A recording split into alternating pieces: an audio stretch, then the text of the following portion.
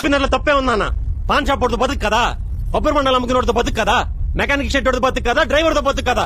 ఏ నీలాంటి లెక్చరర్లు, డాక్టర్లు, ఇంజనీర్లు బతుకులా? మిమ్మల్ని ఎవరైనా మీ పిల్లోడు ఎందుకు క్యాబ్ తోలుకుంటున్నాడని అడిగితే మా పిల్లోడు చదువు అవ్వలేదు, మరి ఏదో చేసుకోవాలిగా అని చెప్పండి నాన్న. మీరు సిగ్గుపట్టడానికి నేను దొంగతనాల్లో జేబులు కత్తిరించడాలు చేయట్లేదు నాన్న. నిన్న పేపర్లో న్యూస్ చూశాను.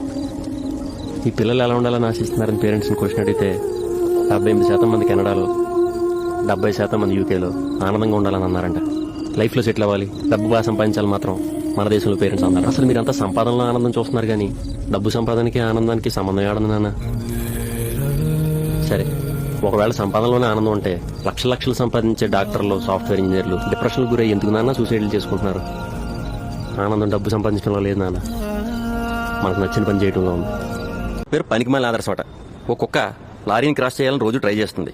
ఆ కుక్క యజమాని మాత్రం దాన్ని కట్టడి చేస్తున్నాడు. పక్కింటి అతను, సార్ మీ కుక్క రోజు లారీని క్రాస్ చేయాలని చూస్తుంది, మీరు దాన్ని బలవంతంగా ఆపుతున్నారు ఎందుకు అని అడిగాడు. అప్పుడు ఆ కుక్క యజమాని, ఒకవేళ చేసిందే అనుకోండి, దానికి ఏమొస్తుంది? మెడలా, పేపర్లో పేరా, కట్టల డబ్బులా, ఎందుకండి పనికిమాలిన ఆదర్శం అని అన్నాడు. కుక్క లారీని క్రాస్ చేయడం పనికిమాలిన ఆదర్శమా? ఆ కుక్క లారీని క్రాస్ చేస్తే చాలా ఆనందపడుతుంది కదా, దానికి ఆత్మసంతృప్తి చెందుతుంది కదా. మరి అలాంటప్పుడు పనికిమాలిన ఆదర్శం ఎట్ట అవుతుంది ధార్మిక? అసలు ఆనందాన్ని వద్దంటానికి వీళ్ళంతా ఎవరు?